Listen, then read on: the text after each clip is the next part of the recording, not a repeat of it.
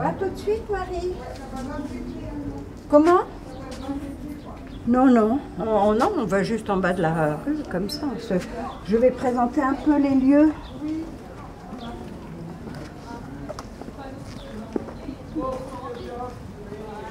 Là, on va arriver dans la rue. Alors, voilà. Il y a Lily Du, la petite chatte qui vient d'avoir des petits, qui nous accueille. Elle, je ne sais pas d'où elle arrive, mais elle est arrivée 10 jours après, elle avait 4 petits. Donc là, on arrive sur la partie pavée de la rue Saint-Malo. C'est toute cette partie-là qui a failli, qui devait être détruite.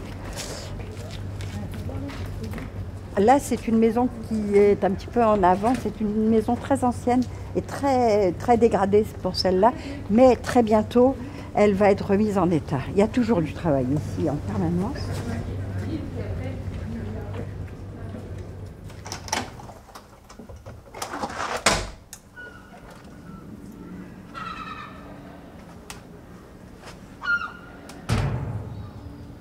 Poupe.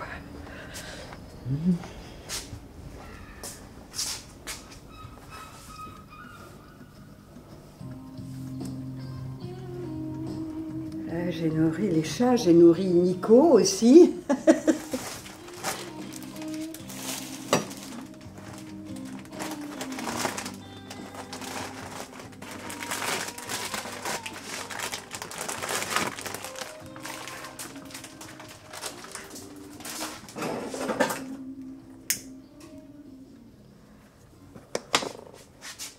Je m'appelle Mireille Kahn.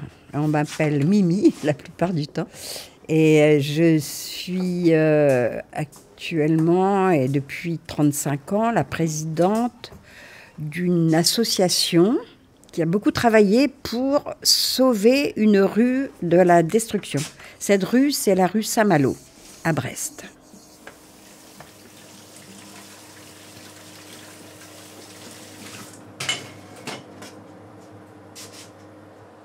Alors, juste avant d'être ici, rue Saint-Malo, j'ai faisais des marionnettes dans une troupe qui s'appelait Répercussion.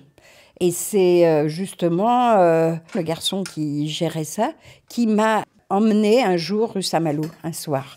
Et c'est là que je me suis dit, oh, qu'est-ce que c'est cette rue? Elle était sale. Et on m'a dit, ah ben c'est parce qu'elle va être démolie, elle va être détruite, la rue. Je me suis dit, non, bah non. Il faut arrêter maintenant de détruire cette ville. Brest est une ville détruite à 85-90% pendant la guerre. Donc stop, on ne détruit plus, mais on fait un lieu convivial. Mais oui, certains de la municipalité n'étaient pas d'accord, pas du tout. Ils voulaient à tout prix que ça soit rasé, et puis on n'en parle plus, cette rue.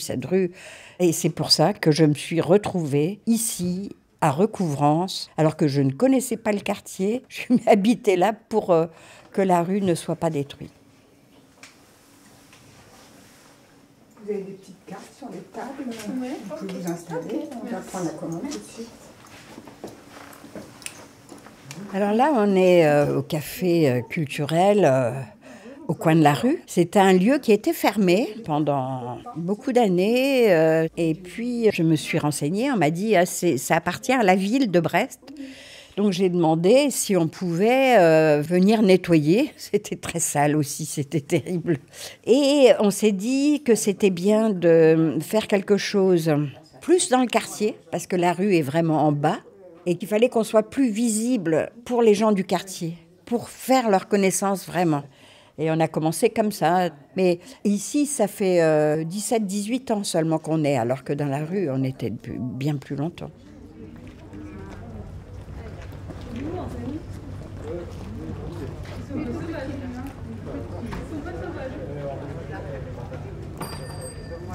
Je pense que c'est important de garder un peu la mémoire des lieux anciens et des lieux où vivaient les gens, pas les grandes personnalités, non, les petites gens qui travaillaient dur, qui vivaient dans des petites... C'est une rue populaire, c'est la mémoire des ouvriers, des gens qui ont vécu dans la misère, et je trouve que c'est aussi des lieux aussi respectables que des châteaux.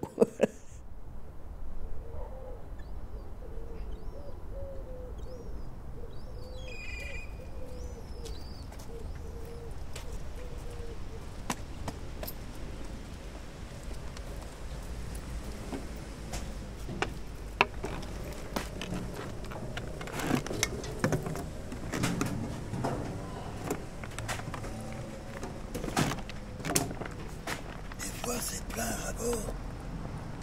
Et les goélands viennent arracher tout. Il y a des détritus partout.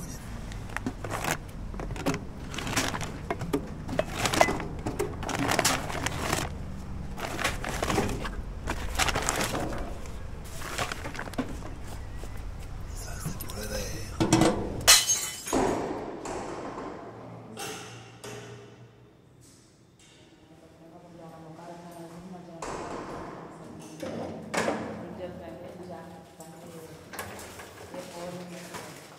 L'ascenseur, ça marche, des fois ça tombe en panne. Il y a 17 étages.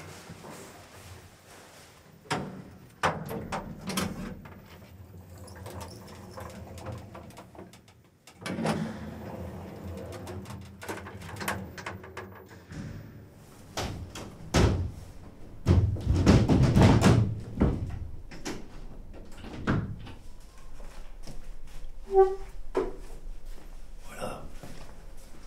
Brest avait été détruit en grande partie, détruit mais rasé après la guerre.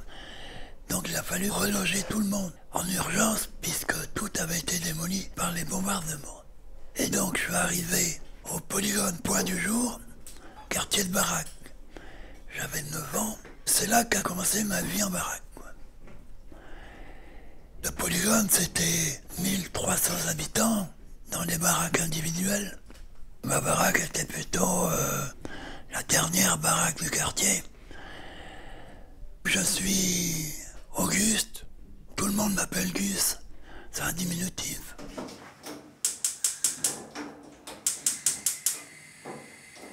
Toutes les baraques n'étaient pas à 3 ménages.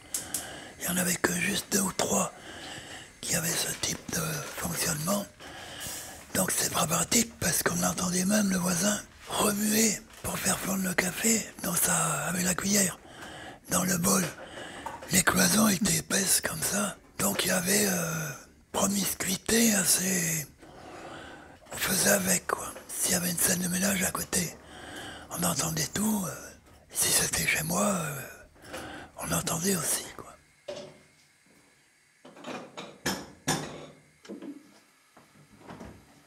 Donc il y avait aussi bien les pharmaciens, des docteurs, toutes les corporations qui habitaient dans ces baraques-là.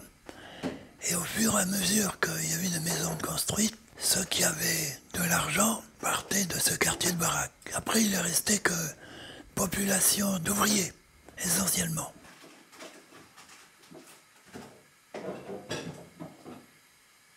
Mais il y a un moment, il a fallu quand même que ces baraques disparaissent.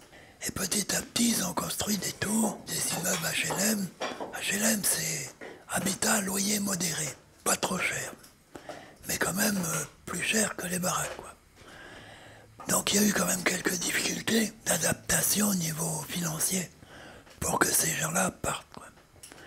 Mais il y a plein de gens qui ne voulaient pas quitter leur baraque pour aller dans ce qu'ils appelaient les clapiers à lapins. Clapiers, je ne sais pas si tu connais ce que c'est. C'est des petites cages où on met les lapins pour leur donner à manger et après pour les tuer, pour les manger, quoi.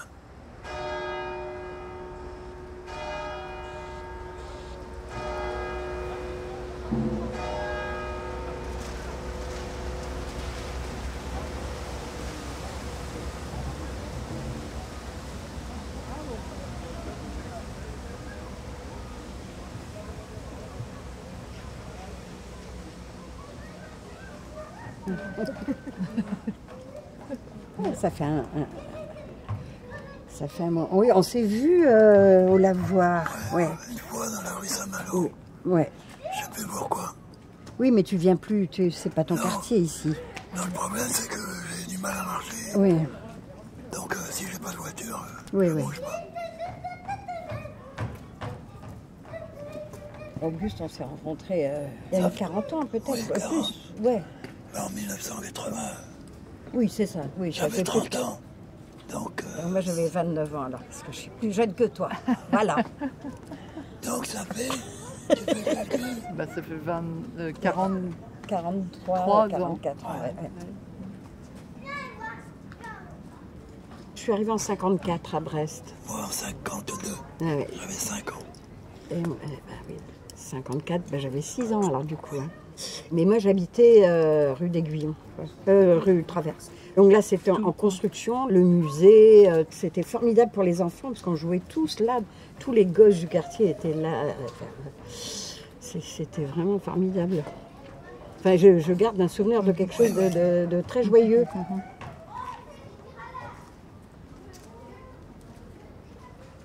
Enfin, moi, je ne connaissais pas ton quartier, Ouais. mais j'avais des amis au Bougain, Ouais. Oui, où il y avait l'église, church, en bois.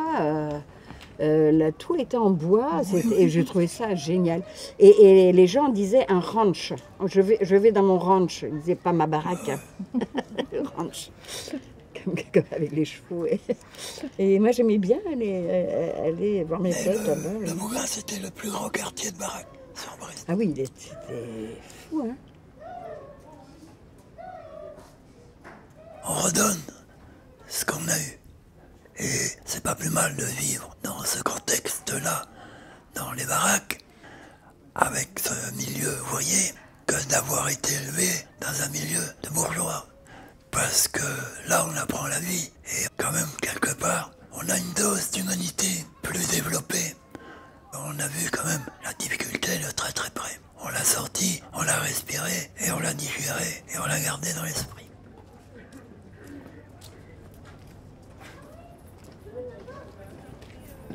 On avait un endroit où on allait, c'était un café en fait. C'était un café qui s'appelait le Cugna. Ouais. Il n'y avait que des habitués. C'était très convivial, très voilà. Ouais, des gens qui... Et lui, il était là tout le temps. Voilà, il arrivait, wouh, c'était lui ce qui arrivait et tout, c'était chouette. Et après, quand tu as perdu un peu la voix, tu as commencé à écrire et de la même façon que tu parlais.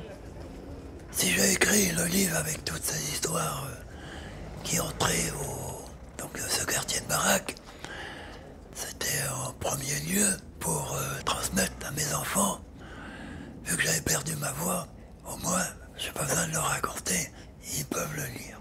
En deuxième lieu, c'était pour les Brestois, et qui m'ont dit, vraiment, on se retrouve très très bien dans la vie qu'on a vécue dans les baraques à travers le livre que tu as écrit. Il faut savoir désobéir. Il faut savoir dire non quand on est sûr que c'est le bon sens qui prime. Il faut savoir dire non, mais il faut savoir que quand on dit non, on s'engage. Voilà, c'est un engagement et il faudra bien qu'un jour ça s'arrête évidemment, mais aller le plus loin possible. Comme les bonnes sœurs, un Ouais. sacerdoce. Enfin, l'idée c'était de sauver ce lieu qui était voué à la démolition. Là maintenant je pense que c'est bon, c'est considéré maintenant comme un patrimoine, avoir le nombre de gens qui passent dans la rue. Là c'est 1000 personnes par jour là maintenant. Hein. Donc ce qu'il faut maintenant c'est garder un certain esprit, pas faire un lieu touristique, J'adore quand les gens viennent, quand on fait une proposition artistique, là c'est bien. On fait juste une petite balance, on sort de scène, pour faire genre, et après c'est concert. Pas de problème. Un de ces quatre. À bientôt. Au revoir.